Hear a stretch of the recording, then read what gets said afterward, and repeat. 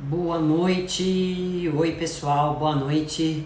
Hoje, dia 21 de novembro de 2019, nós estamos aqui ao vivo eu estou aqui ao vivo com todos vocês que começaram a entrar a partir de então, né? Já que eu comecei 7 horas em ponto, porque hoje tem muita coisa para me falar e precisa dar tempo em 60 minutos, vocês sabem. Oi, Thelma, oi, Mara. Shirley Suzuki, Rosiane, oi, vou acenar para todos vocês. Boa noite, olá, meninas que me prestigiam sempre, né? Com todo esse carinho, acho demais, né? Isso que, como eu falo sempre para vocês, sem ser repetitiva, mas é isso que me impulsiona, me estimula cada vez mais para estar toda semana aqui com vocês, falando sobre um assunto, um tema que eu acho importante, que eu tenho muito aqui no consultório, ou que vocês mesmos me sugerem. Então, oi Marcos, tudo bem? Jéssica, oi pessoal, muita gente começou a entrar. Essa live, ela começou a concorrer a semana passada, né? Qual o tema que eu ia fazer, nutrição estética ou a live sobre pós-bariátrica. E o pessoal ganhou, né? Oi Dani, tudo bem? Boa noite de Londres. Linda, um beijo grande para vocês. Deve estar um frio danado aí, né, em Londres. Boa noite, viu, Dani? E aí ganhou disparadamente nutrição estética, então por isso que eu fiz a live.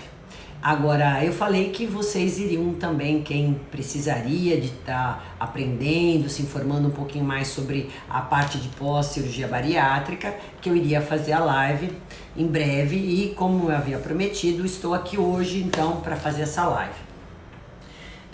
Para quem não me conhece, eu sou Roseli Rossi, nutricionista, especialista em nutrição clínica e funcional, clínica funcional e fitoterapia, e atendo todos os dias aqui na clínica Equilíbrio Nutricional, que fica situada aqui no Tatuapé, em São Paulo, tá? Tá 4 graus, Dani, e aqui a gente tá à beira dos 30, graças a Deus. Eu adoro calor, viu? Olha aí. Bom, gente, esse tema aqui é muito bacana. Eu nunca fiz uma live, né, sobre esse tema, mas eu acho que é uma realidade que a gente tá enfrentando e que nós, como profissionais da área da saúde, como nutricionistas, temos que ficar alertas e temos que alertar a quem se submete a essa cirurgia. Eu não tô aqui hoje, gente, para falar se é errado, se é certo, enfim, se foi bem indicado, se não foi, e nem a técnica mais adequada ou qual técnica que foi escolhida para fazer a cirurgia bariátrica.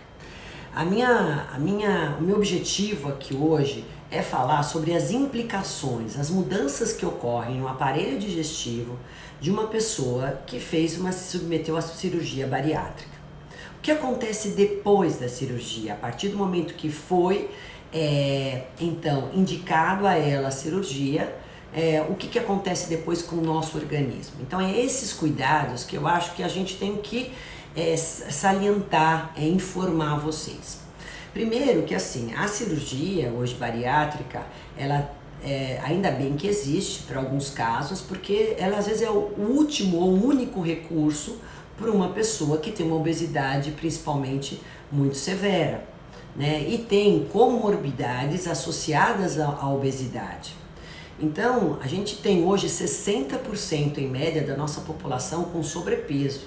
A obesidade está crescendo cada vez mais, infelizmente. E com isso, a gente também tem alavancado o número de cirurgias bariátricas, né? Então, ela tem critérios sim para ser feitas. A gente tem que considerar o IMC da pessoa acima de 40 com obesidade mórbida, ou então entre 35 a 40 ou 30 a 35 de IMC, mas precisa ter comorbidades graves e comprovadas, né? Comorbidades são doenças associadas, porque a gente sabe que a obesidade ela traz diversas doenças associadas e graves. Desde problemas psicológicos, transtornos graves psicológicos, ansiedades, depressão, transtorno de comer compulsivo, enfim, como também aquela questão do relacionamento social, das limitações referentes ao peso, do bullying, enfim, mas também a gente tem problemas graves como diabetes, hipertensão, doenças cardiovasculares, problemas articulares, então são pulmonares, problemas digestivos, são muitos problemas e sérios que a obesidade acarreta, inclusive câncer. Então, a partir do momento que o paciente ele já fez vários outros procedimentos, várias outras tentativas e está ainda nessa situação que perdura por mais de 2 anos, também é outro critério para ser feita a cirurgia, e que tem mais de 16 anos, que é outro critério, preciso ter acima de 16 anos, e aí ele vai com uma equipe multidisciplinar e decide que então a cirurgia é o recurso. Então, ok, vamos fazer a cirurgia. E qual vai ser? É critério médico. Agora temos que saber cuidar dela. Ela se iniciou na década de 50 e teve seu boom na década de 90. E os estudos começaram a ser feitos das complicações que levam à questão da cirurgia a partir dessa data, onde a gente teve maior número de pessoas que submeteram a ela.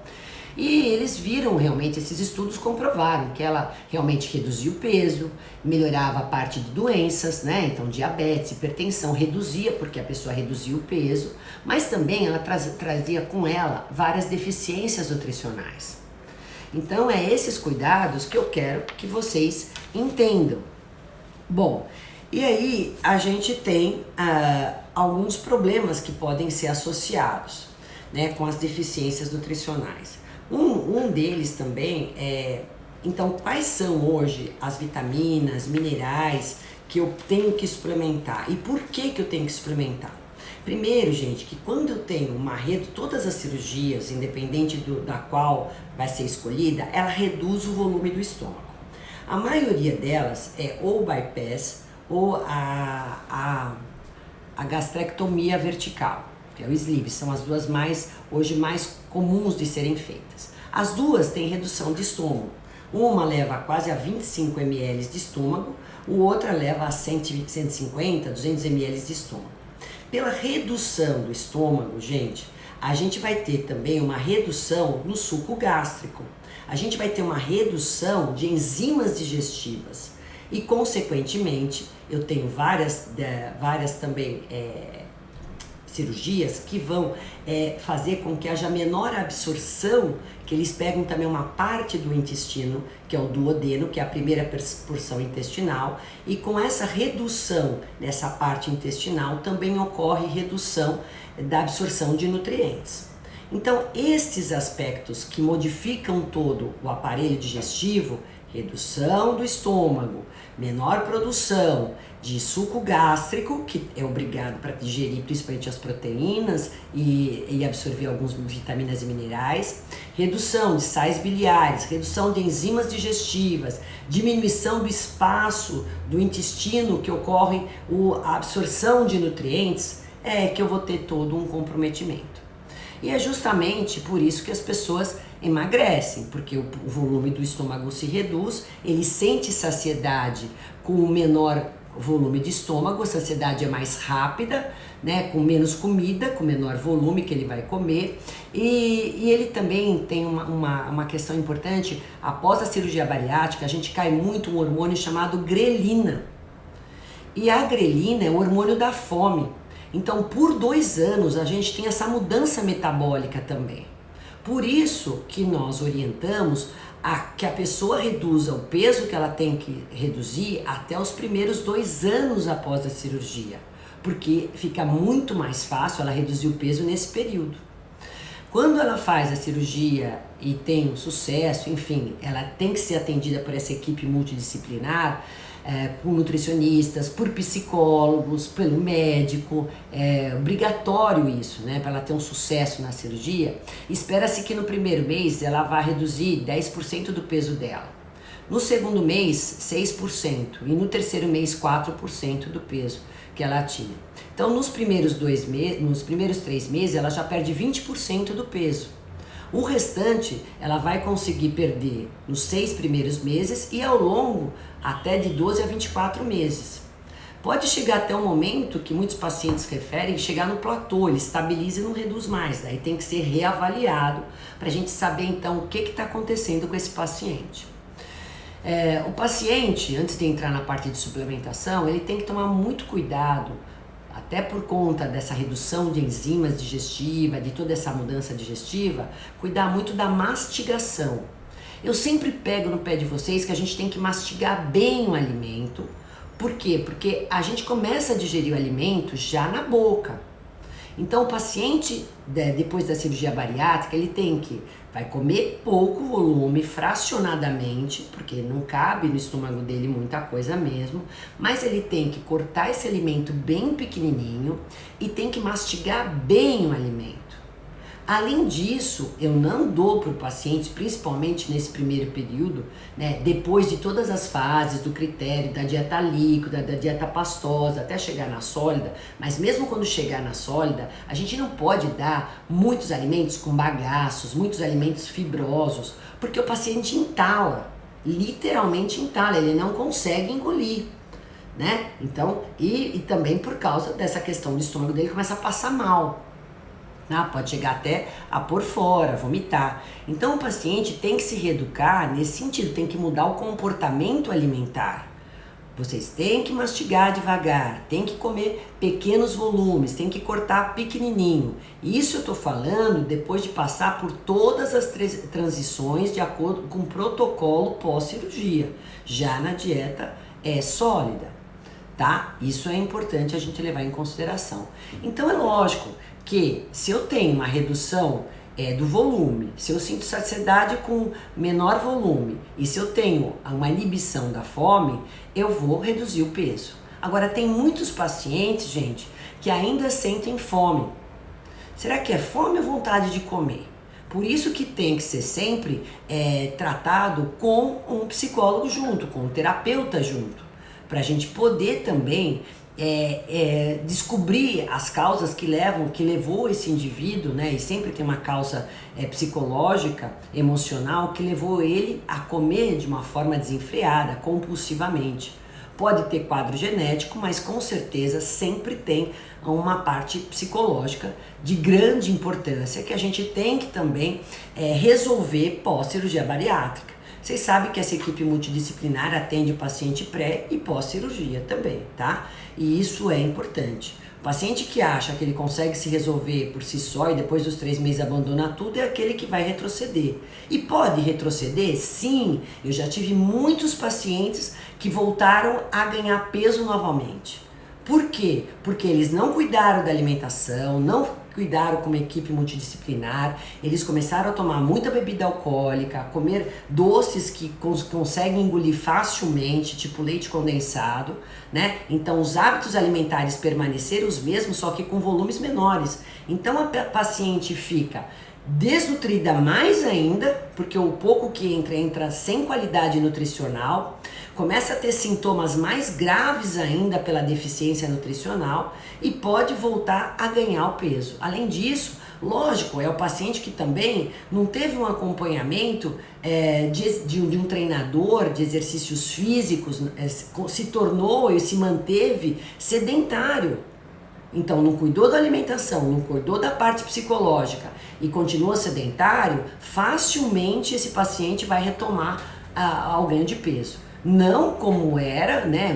É difícil chegar como era, mas ele começa a ganhar peso, até porque o volume do estômago começa outra vez a aumentar. Lembrando que o estômago é um músculo, tá? Ele não vai ter a mesma capacidade, não vai ter a mesma absorção, mas começa a ter um ganho de peso novamente. Então pode ter platô, que é aquela estabilidade, pode ter a recaída, isso tudo se o paciente não tomar os devidos cuidados com relação à pós-cirurgia, tá?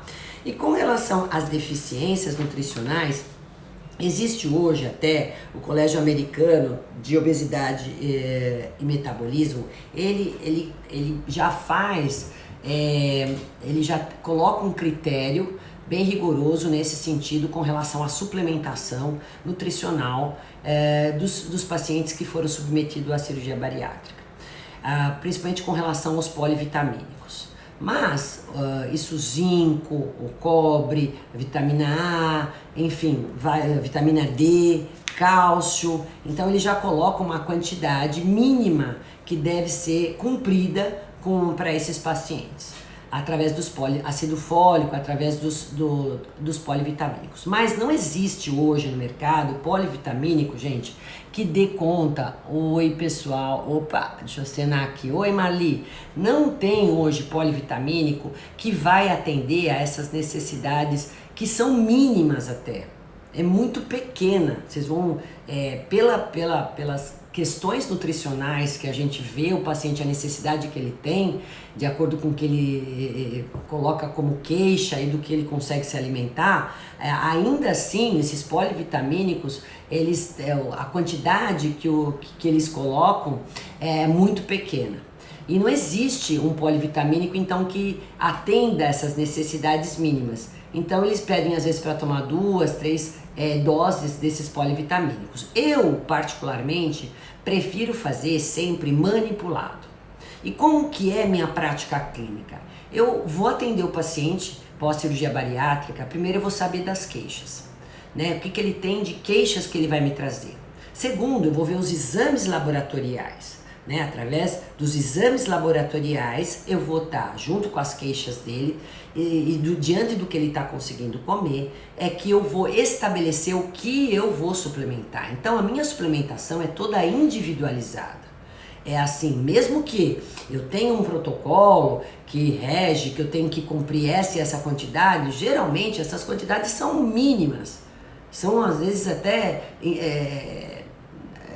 não ridículas, mas é muito baixo. Eu nunca vou conseguir suprir uma necessidade com uma vitamina D de 1000 UIs por dia para um paciente pós-bariátrico. Dificilmente isso vai acontecer. E é isso que eles recomendam. Então a gente sabe que a necessidade é bem maior. Então quando a gente monta uma suplementação, eu vou ter que me basear com tudo isso, gente. E as deficiências mais comuns que eu vou colocar geralmente eu tenho o complexo B. Então a B12, gente, é imprescindível eu fazer a suplementação de B12 e provavelmente para o resto da vida. Dificilmente o paciente pós-cirurgia bariátrica, até o resto da vida dele, não vai ter que ser suplementado com a B12. E a B12, gente, ela é super importante, assim como todo o complexo B, para poder dar mais força pra gente. Ela age na energia cerebral, ela vai fazer a gente ficar com mais energia, ela evita a anemia, né? Ela vai evitar a fraqueza, ela vai evitar que a gente tenha convulsões. Tem pacientes que referem convulsões também, então ela evita isso. Então a gente, quando suplementa a B12, a gente tem que saber, lógico, como tá os níveis dos exames laboratoriais para saber o quanto. E geralmente a gente faz ou sublingual ou realmente a gente vai fazer intravenosa. Por quê? Muscular, porque eu não injetável, né? Porque eu não vou conseguir fazer com que a B12 seja de via oral, absorvida de forma integralmente, já que eu tô com esse comprometimento na parte tanto do estômago quanto do intestino. Porque a B12, para ser absorvida, ela precisa de suco gástrico. E como eu falei, o estômago tá com uma redução de suco gástrico. E além disso, ele está com redução do fator intrínseco que é necessário para absorver a vitamina B12. Então, essas questões estomacais e ainda com uma redução dessa parte do intestino delgado, eu não consigo ter uma absorção boa de B12. Então eu não posso dar via oral. Eu sempre tenho que dar injetável e eu vou fazer sempre a dosagem de acordo com o laudo que eu ver nos exames, tá certo? A vitamina B9, que é o ácido fólico, é outra vitamina do complexo B que eu preciso sempre suplementar, tá? Dificilmente eu também vou conseguir chegar em níveis adequados de ácido fólico, principalmente se for uma mulher e tiver prestes ou intenção de gerar um filho. Então, eu consigo às vezes chegar no requerimento da B9 até pelos polivitamínicos. Até eu não preciso fazer uma suplementação à parte, tá? E pode ser, inclusive, via oral. Mas eu tenho que fazer a suplementação da B9, com certeza, o ácido fólico, com certeza. Até inclusive, gente, eu posso começar a ter formigamento, tem muita gente que fala sobre isso, formigamento que dá nos membros inferiores, né, nas mãos, nos pés, geralmente isso na câimbras pode dar, isso com complexo B reduzido. Aí eu vou pensar também da B6 junto com isso, né? Eu tenho que pensar em todo o complexo B, porque o complexo B, ele age um dependente do outro, então é importante que a gente faça em conjunto, né? Todo o complexo B. Além disso, eu não posso esquecer da suplementação do cálcio e da vitamina D. O cálcio, gente, também ele requer uma acidez estomacal, uma quantidade de suco gástrico adequada para ser então absorvido e dessa porção do intestino, tá? Deixa eu ver se tem alguma pergunta aqui. Oi, gente. Oi, Patrícia. E eu vou ter que pensar que o cálcio é super importante, tanto para a contração dos músculos, quanto para a parte óssea, senão o paciente começa a ficar com osteopenia, osteoporose. Então eu preciso do cálcio, né, para não implicar nesse tipo de problema que pode ocorrer. Além disso, eu tenho que também ver a dosagem dos exames da vitamina D, tá? Então, como eu disse, o requerimento da vitamina D, a gente sempre espera que o exame dê em torno de pelo menos 50, para mim ter uma boa absorção do cálcio. A vitamina D é um pró-hormônio, ela é excelente, a parte imunidade é importante. O paciente, quando tem deficiências nutricionais que podem ocorrer depois da cirurgia bariátrica, ele pode ficar com a imunidade abalada, ele pode ficar com energia abalada, ele pode ficar com essa fraqueza, com indisposição, sem vontade de fazer as coisas, ficar apático, né? Então tem várias intercorrências que pode ocorrer, como eu falei, essa formigamento, câimbras e tudo mais. Então eu preciso fazer a suplementação de cálcio e vitamina D. Além disso, a baixa quantidade de sais biliares, assim como sucos digestivos, eles vão fazer a gente ter menos absorção de todas as vitaminas lipossolúveis, não só da vitamina D. Então a vitamina A, a vitamina E e a vitamina K também tem que ser suplementada, né? Então as vitaminas lipossolúveis, A, D, E e K e o cálcio. E quando eu faço uma suplementação de cálcio, para quem me segue sabe que é importante a gente fazer a suplementação de magnésio, porque o magnésio age em sinergia com o cálcio. Eu não consigo também transportar o cálcio para dentro do osso se eu não tiver vitamina D e magnésio. E a forma do cálcio que eu dou, que é melhor absorvida e aceita, é o citrato de magnésio. Citrato de cálcio, tá? E aí o magnésio de malato, ou magnésio glicina, né? Então eu tenho várias possibilidades aí de trabalhar com magnésio. E a vitamina D, sempre veículo oleoso, para ter uma absorção boa. Vitamina E, a gente faz um mix de tocoferóis, né? A vitamina K, toda vez que eu suplemento vitamina D, inclusive eu já faço a vitamina K e a vitamina A, que elas agem em conjunto, né? Pra gente ter então uma boa biodisponibilidade, absorção e aproveitamento. Então essas vitaminas, cálcio, vitamina D, vitamina E, vitamina K, vitamina A, gente, imunidade, pele, cabelo, não dá pra ficar fora disso, né? Então é importante a gente trabalhar com a suplementação em doses adequadas. Como repito aqui para vocês, polivitamínicos, que grande parte dos médicos passam, eu não estou dizendo que são todos, são quantidades muito pequenas.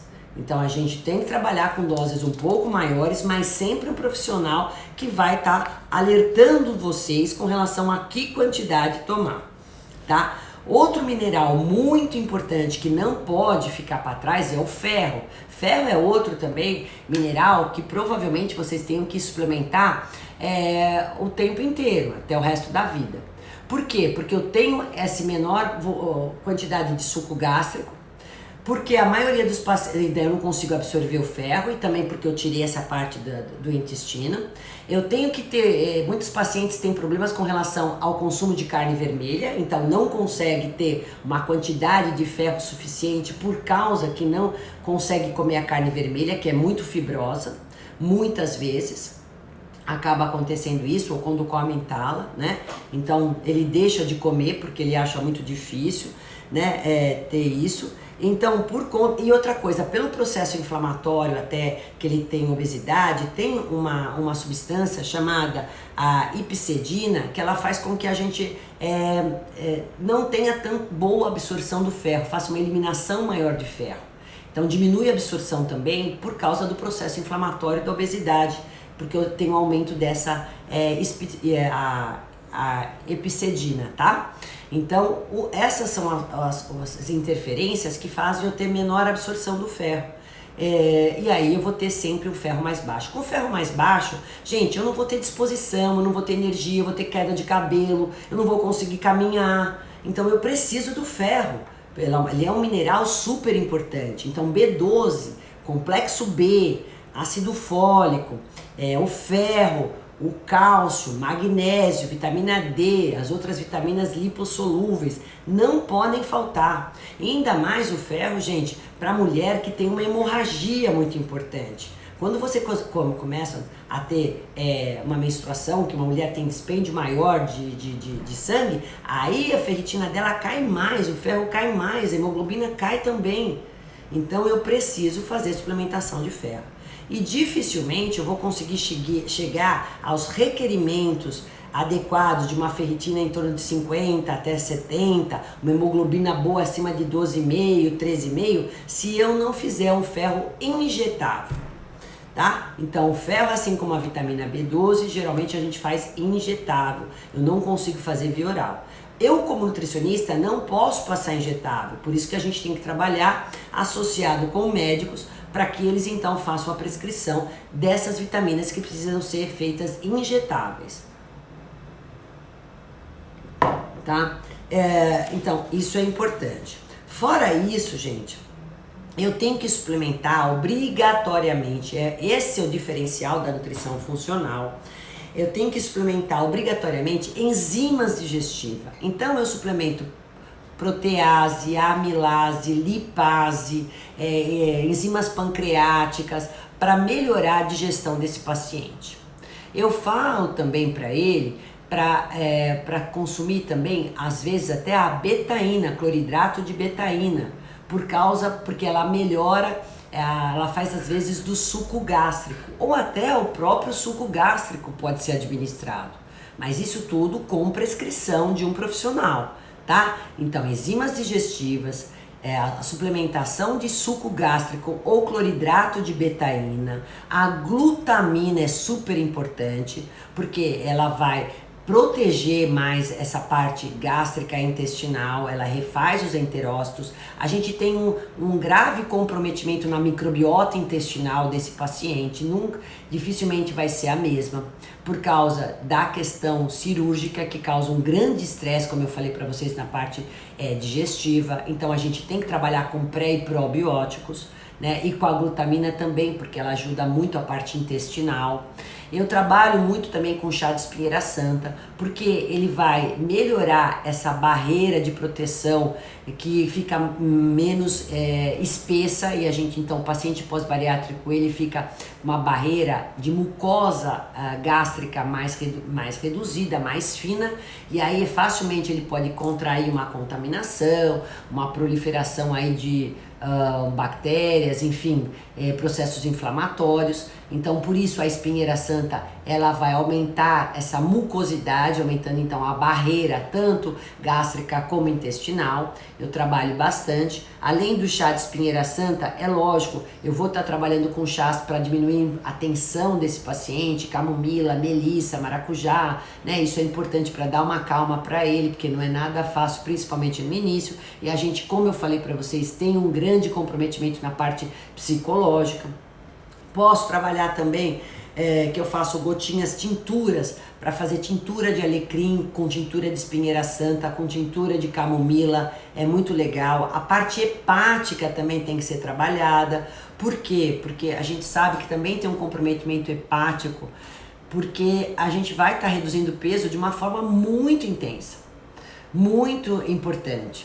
E esse paciente tem muitas toxinas, e todas essas toxinas vão lá sobrecarregar a parte hepática. Vocês sabem que o órgão que vai fazer mais a parte de detoxificação nossa é o fígado. É ele que vai produzir mais sais, é ele que produz sais biliares, que vão estar chegando de uma forma reduzida lá no seu estômago, né? Então eu tenho que também trabalhar com elementos, com alimentos, com fitoterápicos para proteger a parte hepática. Vocês sabem que os alimentos mais amargos, como chá de boldo, chá de carqueja, dente de leão, são ótimos para a parte hepática e eu trabalho muito eles. Além dos chás digestivos, como eu falei para vocês, alecrim, hortelã, erva doce e a camomila, a melissa eu uso para acalmar o paciente. Então esses chás são muito bem-vindos e eles têm que entrar nos intervalos, porque nenhum paciente, muito menos o bariátrico, pode tomar líquidos durante as refeições.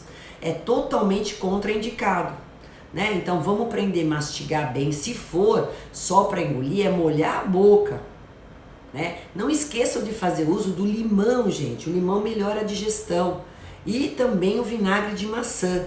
Então, durante o almoço, o jantar, pode fazer uso de um pouquinho do limão. Além do que, o limão vai ajudar a absorção de ferro, né? E ele melhora a parte digestiva. Então, eu preciso trabalhar esses chás para fazer também a desintoxicação. Só eu pulei essa parte. Quando o paciente perde peso muito rápido, a gente sabe que então grande parte das toxinas vão para a circulação. Por quê? Porque as toxinas ficam grudadas, né? Elas se aderem às células gordurosas, os adipócitos. Então quando eu começo a queimar gordura, eu também vou fazer com que haja uma maior toxinas circulantes e eu vou ter que fazer uma eliminação maior delas, tá? Então, além de dar pré e probióticos, glutamina, pré-bióticos são fibras, eu posso entrar muito bem com a biomassa de banana verde, tá? É um prebiótico excelente, eu posso entrar com kefir para esse paciente, né? Se ele aceitar bem, ótimo, vamos entrar com esse kefir. Eu vou estar entrando a glutamina, vou fazer uso, que é muito bacana, da proteína do soro do leite. Para quem é vegano, eu vou fazer da proteína vegana, que pode ser de ervilha, que pode ser do arroz, né?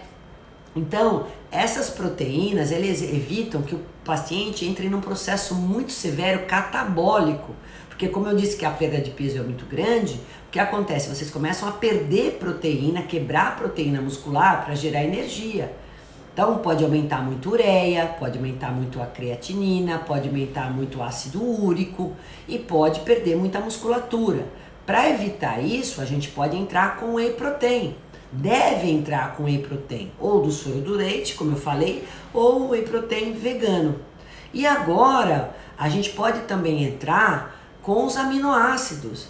Lembra que eu falo bastante que aquela menor partícula da proteína a gente consegue digerir de uma maneira super fácil. E os aminoácidos, hoje a gente tem várias marcas, são os 9 aminoácidos essenciais que nós temos. Que eles são hiper importantes, super importantes para formar a proteína de alto valor biológico. Que é o que eu não posso deixar faltar para esse paciente, até porque isso dá saciedade para ele. Isso também melhora a parte neurológica, porque esses aminoácidos contêm triptofano, que é um aminoácido importante para o nosso cérebro, além dos demais, tá? Então eu vou entrar ou com os aminoácidos, ou eu entro com aminoácido e whey protein, não tem problema, dá para entrar os dois juntos. Por isso que toda a alimentação, toda a suplementação tem que ser prescrita por um profissional. Aí sim vocês não vão ter deficiência de nada. Então, por um profissional que seja um nutricionista, algumas suplementações que são injetáveis vão ter que ser feitas pelo médico, né? Tem que se montar um cardápio adequado para o paciente. Eu estou falando de suplementação, gente, mas eu não vou deixar de pôr alimentos que são ricos em cálcio, por exemplo, semente de gergelim, por exemplo, eu posso fazer a pasta, né? Uma tahine, de repente, que é a pasta de gergelim, se ele não aceitar a semente, principalmente no início, que eu não vou dar semente para ele, eu posso fazer para ele um tofu, que é ótimo em cálcio, né? Os vegetais verdes escuros, que são ótimos em ácido fólico. Eu vou colocar as proteínas, às vezes eu faço pastas de carne, já fiz para vários pacientes que bate a carne com caldo de legumes, né? No início dá pra gente comer tipo isso, então é a carne batida, né? Carne moída, é lógico que a gente pode colocar isso para eles. Então, as frutas batidas com whey protein, que eu já tenho então a associação aí de vitaminas, vitamina C, eu tenho que entrar com o selênio, com zinco, que hoje é requerimento para todo pós-bariátrico. Isso tudo já está nos polivitamínicos, mas eu vou incentivar os alimentos. Se eu der 2 castanhas do Pará trituradas para ele, ele já consegue, na fruta ou nesse shake, ele já consegue ter o requerimento do selênio por dia. Né? Então o zinco, através dos frutos do mar, vocês sabem que a gente tem bastante zinco. A biotina é super importante, está dentro do complexo B, ela tem que ser suplementada, porque senão eles têm uma queda de cabelo violenta. Então quem está me vendo aí já sabe disso, né? A grande parte dos pacientes falam sobre isso, muitos não tem nada, mas grande parte refere isso que eu falei. Então eu vou sempre, né, incentivar a alimentação, mas a alimentação, como é pouca quantidade, ela nunca vai chegar no requerimento que eu quero. Por isso de eu estar fazendo a live, porque se o paciente não suplementar, gente, ele não vai ter um pós legal, ele não vai ter a qualidade de vida que ele queria ter, ou que ele foi buscar através da cirurgia. É importantíssimo, porque às vezes o paciente ele se acomoda em comer alimentos que têm baixa densidade nutricional, repito, porque é fácil dele engolir, e não come alimento com densidade nutricional adequada, começa a ficar com desnutrição celular. Eu tô assim de atender, cansada de atender paciente que vem sem força de subir a minha escada aqui. Ele tá magro, mas ele tá abatido, tá com queda de cabelo, tá com fraqueza, começa a ter insônia, irritabilidade, não consegue fazer os exercícios, não consegue produzir e não consegue ser feliz. Entende, gente? É por isso que vocês têm que ter esse alerta. Porque se não tiver as enzimas, glutamina, whey, tudo isso que eu falei, as vitaminas e minerais, ferro, complexo B, tudo isso é super importante. Além disso, eu dou uma coisa que está na carne, que chama-se creatina. A creatina, que muitos acham que só a gente usa no esporte, ela é excelente para gerar energia. E a maior fonte de creatina é a carne vermelha, que o paciente quando come pouquinho. Então eu dou creatina. Eu dou um buster mitocondrial, como a gente chama, que são os principais nutrientes para dar energia para nossas células. Então eu vou entrar com coenzima Q10, eu vou entrar com ácido fólico, eu vou entrar com creatina, né, além do complexo B e tudo mais que eu já acabei de falar. Isso é importante. E outra coisa, sempre averiguar a tireoide. Os exames dos pacientes pós-cirurgia bariátrica tem que ser feito com muito mais regularidade, né? Com muito mais, eu vou sempre assim, fazendo a suplementação, vendo o laudo de exame e fazendo a minha avaliação clínica, para saber se tudo está adequado, se as fezes dele estão adequadas, se ele está não tendo gases, se não está tendo estufamento, se ele não está tendo muito questão de azia, que é muito comum o paciente ter, principalmente pela falta de suco gástrico. Então, gente, resumindo, se o paciente não tiver esse acompanhamento, ele não adianta só emagrecer e não ter saúde. Então ele deixa de ter as doenças que a obesidade acarreta, mas começa a ter outras doenças decorrentes das deficiências nutricionais e outras queixas e outras limitações. Então, já que vocês se submeteram à cirurgia bariátrica ou uma junta médica foi feita, o seu médico falou que você corria risco de vida ou só poderia ter um sucesso de emagrecimento com a cirurgia bariátrica, vocês têm que tomar os cuidados adequados pós-cirurgia para não ter as implicações, as deficiências nutricionais, né, que isso pode acarretar, que essa cirurgia pode acarretar. E sempre um acompanhamento multidisciplinar. É o médico, é a nutricionista, é o terapeuta, o psicólogo e é o seu educador físico. O paciente que não mudar o estilo de vida, que não conseguir controlar estresse, dormir direito, melhorar os hábitos alimentares, colocar o exercício físico junto, é aquele que não vai ter o sucesso que ele deveria ter ou poderia ter através da intervenção cirúrgica. E não esqueça que qualquer intervenção cirúrgica é um risco de vida. Ele corre risco de vida ficando obeso e corre risco de vida fazendo a cirurgia também, né? Então a gente sabe também a questão, como eu falei para vocês, a obesidade leva ao câncer, mas a gente tem vários estudos também que hoje também comprovam que essa parte do estômago que fica ali em desuso, ela também é ativa, não é uma coisa que fica lá quietinha, parada e morta, e pode levar a dar problemas futuros também com maior risco de câncer. Então, quer dizer, o paciente corre risco fazendo a cirurgia. Então, por isso, a gente tem que ter todo cuidado é pouco, tá? Por isso que eu tô aqui hoje com vocês, para poder alertá-los. E aí vem as perguntas que nós podemos fazer com relação... Oi, Valdirene, oi, Marco, Ângela. Doutora, meu esposo está com problema de gordura no fígado, ele pode comer carne vermelha? É assim, gordura no fígado, provavelmente ele tem uma obesidade visceral, né? A maior gordura aqui.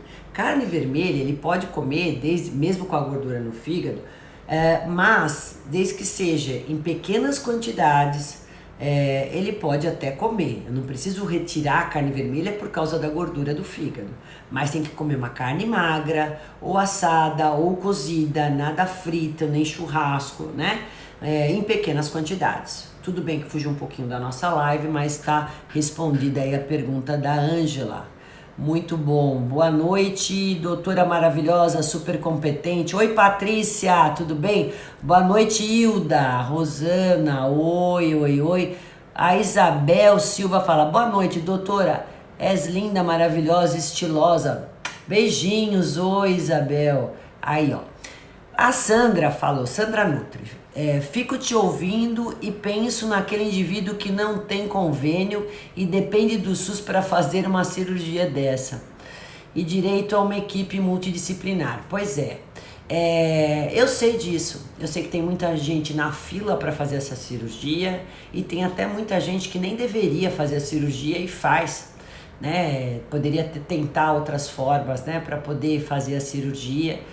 Antes de fazer a cirurgia, tem gente que engorda para fazer a cirurgia, por incrível que pareça, a gente sabe de muitos casos assim. Sandra, é a nossa realidade, eu tô aqui, o meu dever é colocar o máximo que eu consigo do conhecimento que eu tenho dentro dos estudos e tudo mais, para o paciente que fez a cirurgia poder ter todos os cuidados devidos, é assim que sempre tem que ser.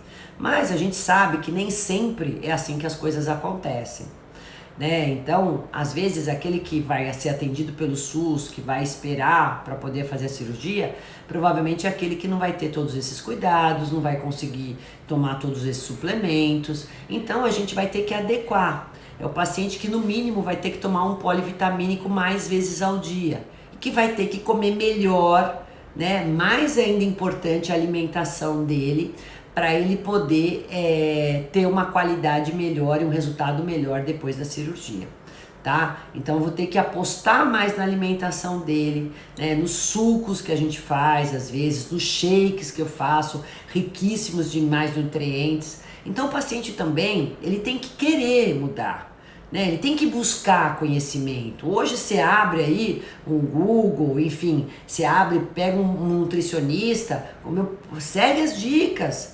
Vai lá, vai saber o que é bom para ele, né? Eu sei que não é o mais adequado, mas você acha também que eu tô aqui hoje porque todas as pessoas que estão me assistindo, elas têm condições de vir até aqui? Não.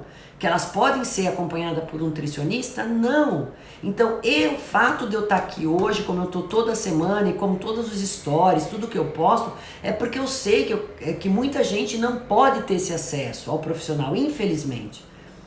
Eu sei disso, então eu quero compartilhar o máximo para quem está lá no sertão ou impossibilitado de ser acompanhado por um profissional, comece a ter um pouco mais de informação e praticar um pouquinho mais de coisas que sejam importantes para a saúde dele, tá bom? Então é esse nosso papel como nutricionista, fazer todas essas informações. E as redes sociais hoje servem muito para isso, tá? Infelizmente a gente sabe que a realidade é dura, né? É dura. Sandra, sim, parabéns, adoro sua linha de trabalho. É uma pena essa nossa realidade, é verdade, né? Boa noite, trabalho no SUS e realmente, Denise Nutri, é muito difícil. Então, aí você vai recorrer a isso. Agora, olha, hoje a gente tem esses vitaminas mais baratas, né? Então, vamos tentar os polivitamínicos mais baratos. E é obrigado, o SUS tem que dar isso para eles, né? Essa suplementação mais básica. Então a gente vai ter que entrar com uma nutrição melhor para ele, um atendimento nutricional ainda melhor, tá, Denise? Né? Um leite de inhame, gente, colocar frutas, banana, é maçã, mas enriquece com isso, né? Com as frutas básicas, não precisa ser cara. Não vou colocar frutas vermelhas para um paciente que tá do SUS, né? É isso aí, a gente vai ter que dançar conforme a música. E é esse o diferencial da nutricionista. É a gente se adaptar às circunstâncias que o paciente pode fazer, né? Aí, vamos ver se tem mais pergunta aqui. Vamos ver. Oi, minha gente, Rosimeire, oi. Gente, tem novidades a partir de amanhã. Nós também vamos fazer aí a semana Black Week, ó lá, tá vendo? Para dar mais facilidade para quem não pode, hein? Pagar o 100%, vai ter descontos super especiais aí nos cursos, nos livros, nos nossos serviços, no exame. Olha só que legal, hein?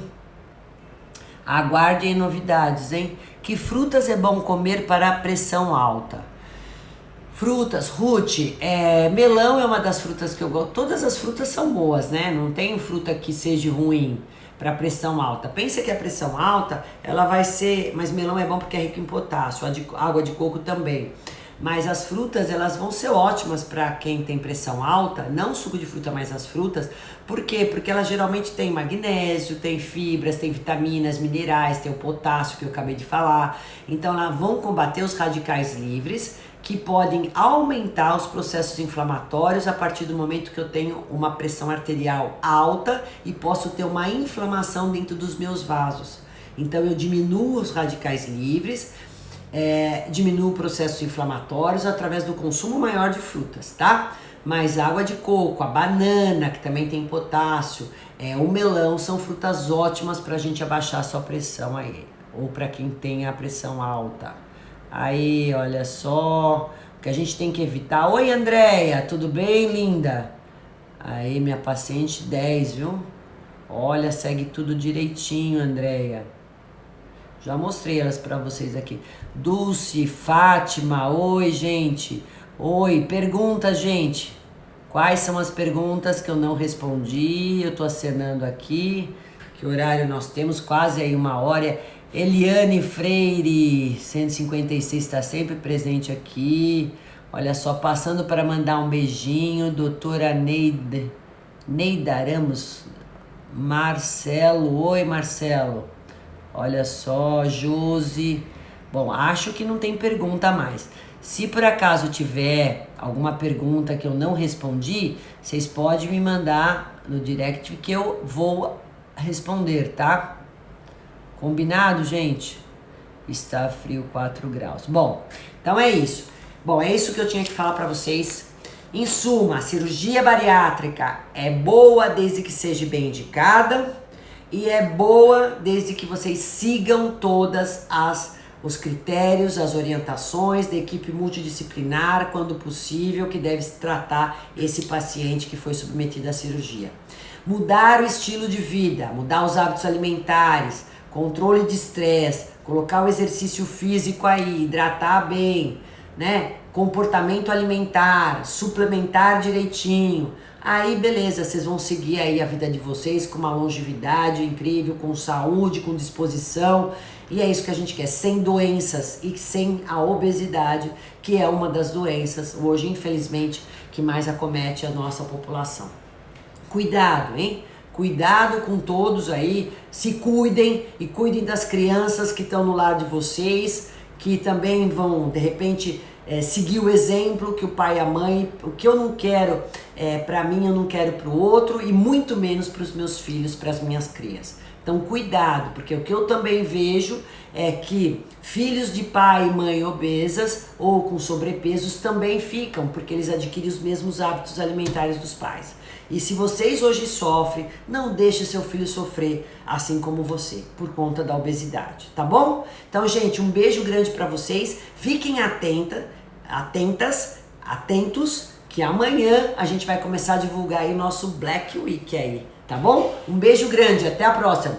E aceito sugestões para as próximas lives. Ah, uma coisa importante. Agora o canal do YouTube, que a partir da manhã já vai ficar gravada essa live, tem o meu nome, é Doutora Roseli Rossi. Vai ficar mais fácil para vocês acharem qualquer live que vocês não assistiram ainda. Essa fica gravada por 24 horas e depois ela vai para o canal do YouTube da Doutora Roseli Rossi, tá bom? Um beijo grande, gente. Boa noite. Fique com Deus. Saúde.